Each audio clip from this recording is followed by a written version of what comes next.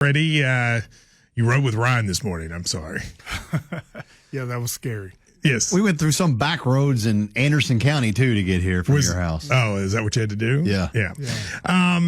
You, last week, Freddie, wrote on the site something that, I think took a lot of courage, talking about what you are going through, et cetera. And first of all, I want to commend you for doing it because you and I talked before. I know you were nervous about it. You've been on radio, been writing with us for a long time.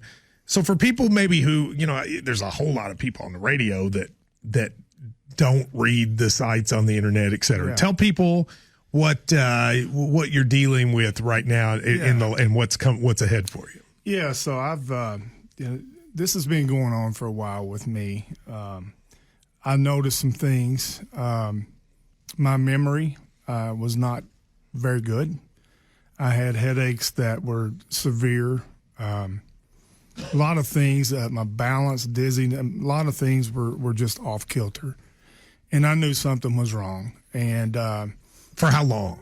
It's been a few years. Okay. Yeah. So I reached out to Dr. Joe Mazzella down in Jacksonville, Florida, was a teammate of mine. And we talked. He got me a referral. Then I went to the VA, which they've treated me great. And I have a cognitive impairment. I have a convergence insufficiency with TBI, traumatic brain injury, aphasia, which is the scariest part for me. Explain to people what that is. I don't process things well, and a lot of it is auditory. I have an auditory processing disorder, so it's hard for me to really process and communicate. And I'm reading a lot right now, and I'm in the polytrauma TBI clinic, traumatic brain injury. And so you have a brain injury that causes it to be difficult for you. Yes. You said hearing is difficult? Yes, auditory processing what you're saying. I just don't process it the way I used to. I don't communicate the way I used to. And with that, with this whole thing, Matt, and people can do the math. I don't like to label or talk about the big diagnosis. It is what it is. I see those as opportunities. But the truth of the matter is I had 7 documented concussions, and that could be up to 11. We're still researching. So that's why I'm in the polytrauma TBI. My scans were not good. They weren't bad, but they weren't great. Now, you told me you think a lot of it's football, but some of it military? Yeah, it's a combination of things, and that's why the polytrauma just catches it all, right? And then I went to see my primary care, Dr. Mullen and Susan down there. They do a great job. And then I went through months of tests. So I know you don't like to talk about big picture diagnosis, but it's clear that, or you said, it was clear to you that you have had memory loss and processing. Yeah. So you kind of knew you were dealing with something like this. Yeah. When you get the diagnosis, does it scare you? Scares me. It scared me at first until I wrote that article, right? What were you scared of? Of people, how they look at me. Mm-hmm. I understand that my communication is not there like it used to be. And that's hard for somebody that communicates for a living. Yeah. And, some things that I noticed, Matt, I drove around New Circle Road for 2 hours one day and could not remember where I was going, what I was, I had to call a friend.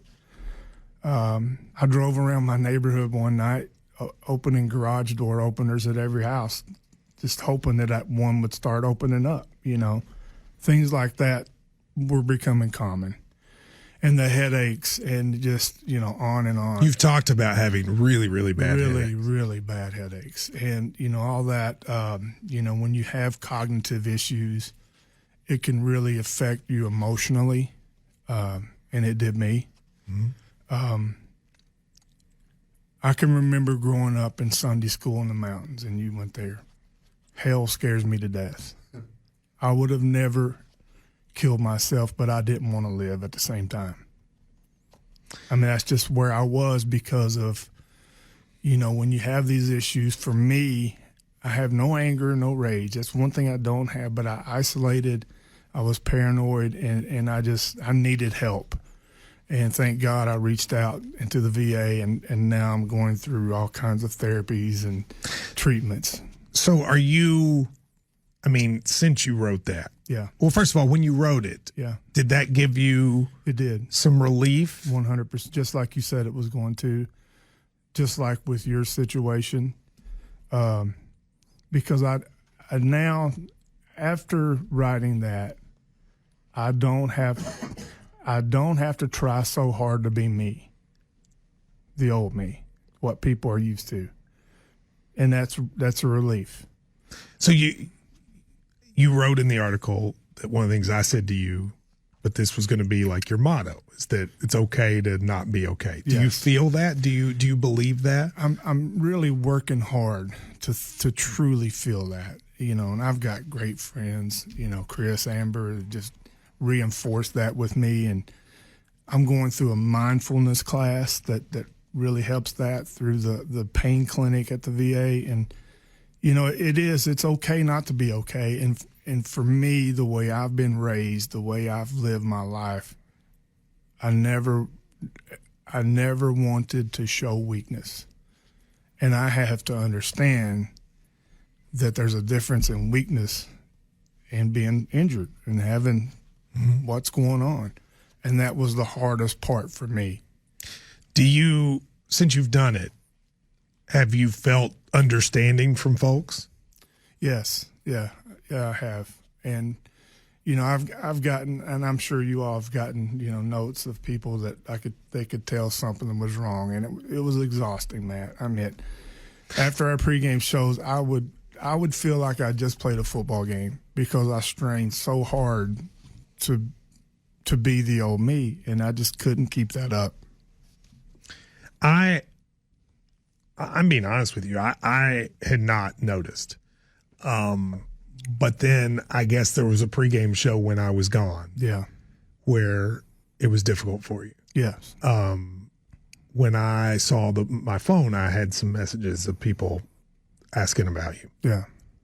Did you feel like after that one, you needed to tell people? It had to happen. It had, because for the first time, I don't know about that show, but for the first time ever, I went back and watched and listened to stuff that I've been on, and I could really, really tell. And I didn't want, you've always said you need to get out in front of stuff instead of letting everything build, right? Mm-hmm. And people guessing what's going on. I wanted to get out in front of it. But the biggest thing for me for writing that article and to being on here today is to let folks know out there that's dealing with cognitive issues, emotional issues, or a broken leg, it's okay to reach out and get help. And it's okay not to be okay. Now, I'm going to keep saying that until I truly believe it, and I'm getting there. Are you scared? Yeah, I am scared. Because for me, confusion brings on fear. I've always considered myself pretty smart, and I still am smart. Yes. But basic life confusion brings on fear for me. And you live alone, right? Yeah, I live alone. That's something that Yeah. that I have thought a lot about Yeah. over the years, is Yeah. that you live alone. When I was dealing with my health anxiety, Yeah. I thought to myself, what if something happens Right. and nobody's there to see it? Do Right. you worry about that? I do. And, and I am absolutely attacking every avenue of treatment, from acupuncture to Tai Chi. I heard you like that. Love it. My speech therapist is a star, big football fan. So with this aphasia stuff, she's working with me how to, process and communicate maybe. So she had 3 pictures the last time we worked together. One was of Sauce Gardner. One was it was a line of scrimmage in football, and the other was like a buffalo or a cow or something. So we have 8 ways to describe or to process what I'm seeing, and she asked these questions, and she's doing that with football for me. That's the level of care I'm getting across the board. What was it like telling your family? It was hard. It was hard because my family we don't talk about health or any weakness. And my sister, I told my sister the same day I told you, and we're as close as anybody on this planet, but she had surgery, and I didn't want to worry her, and that was tough. And my kids, those were tough conversations. But it's the love that I felt since then has just been overwhelming, and I'm very appreciative. So you know what you face, Yeah, right? I sit and think, like, it would be very easy to look at that and go, well, I'm not going to attack it. right. But you were very clear to me on the phone that you want to attack it. You don't want to just sit back and relax. No. Talk to me about why that's important to you. I've had 5 teammates pass in the last 7 years, all in their 50s. The last one was Rodney Jackson, and that bothered me bad. That scared me enough to get treatment, and also with, the simple things, getting lost, not being able to find my bathroom in my house, things like that. That's just not, I needed to get this done because I want to live, man. I didn't know if I did for a while, but I do, and that's been my thinking for a while. And by living, I need to attack this and do my very best to fight as long as I can. You were kind of the last generation to play where they didn't really know anything about concussions. Right. And then you also have the military part. Right. Do you look back at either of those things bitterly? Absolutely not. One of the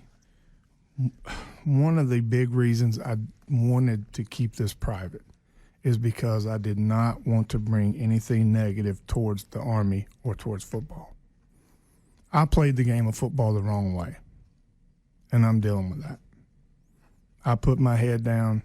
I never slid. I never went out of bounds. But you didn't know. I didn't know. And some hits, it is what it is. It's the life I chose. But I don't want people to think badly about football because it's not because they're teaching it the right way. I will tell you this, if you got little ones out there, go to a practice and make sure that they're teaching the right way because football is the greatest sport alive on earth, but it needs to be played the right way. That's with the head up. That's not with the crown of the helmet. And the helmets are better now. Science is better. But I wouldn't change a thing. I really would not change a thing. Well, listen, I know it was hard for you to tell me. Yes, very hard. But of all the KSR people, that guy sitting next to you is probably your best friend of the group. Yeah, what was it like telling him? It was tough. It was tough telling Ryan. It was tough. It was hardest to tell you. Why is that? Well, I know your heart. I mean, people out there don't know your heart like we do, and how you care about people, and how I used to see the look in your eyes when I would really get into X's and O's stuff, and I didn't want you to think less of me because of that. That was hard for me. Well, I hope you know that's not going to happen. I do. But that it's none of us want to let Dad down, right? I mean, it's just that's how we all think. Well, we all love you. I want to give a shout out to Drew and Tyler, who you told a few months ago, and who've helped you. I know you say something about that. Yeah, I told them right around media days, and that was such a scary week for me. Lights were flashing. You were in Nashville. You had to go out. Yes. And I don't think they initially knew what that would affect. You hate Nashville to begin with. Yeah. But that event, lights are flashing and it's big and it's loud and I was overloaded. And, there was moments that I was just holding on to my seat and Drew knew that. And he said, all right, let's go get a hot dog or something, And we would just go sit down and I'd breathe a little bit and, but, I had to tell Tyler because my written work had started to decline. I mean, it was obvious. What used to take me 20 minutes, 30 minutes was taking 6-7 hours to write something, right? And with Drew, with the radio and podcasts, I needed somebody beside of me when I do, when I get stuck or if I forget, Drew knows the signal and he jumps over top of me. Well, I want you to know, I mean, the guy sitting right there does that for me. Yeah. He sits there and he sees and it's happened 5 or 6 times over the years when I stare out and he grabs me and turns my mic down or whatever. We love you. We're a family. Yeah. Right? We've all been through a lot. Yeah. And, you're not alone. And I hope you know that. I do.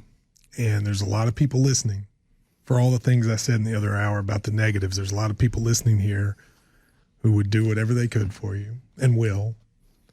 And I just want to tell you how proud of you I am. The courage to come out for a guy like you from, Harlan County, Kentucky, playing the sports you played, being in the military, and to have the courage to say what you said. If you can do it, Freddie, anybody can. Yeah. And I love you. Love you too, boss. We know Freddie as a football player. We know him as a military man. We know him as a husband. We know him a dad, an adopted dad like me. I've never been more proud of you than I am right now. Thank you. All right. We'll take a break and be right back.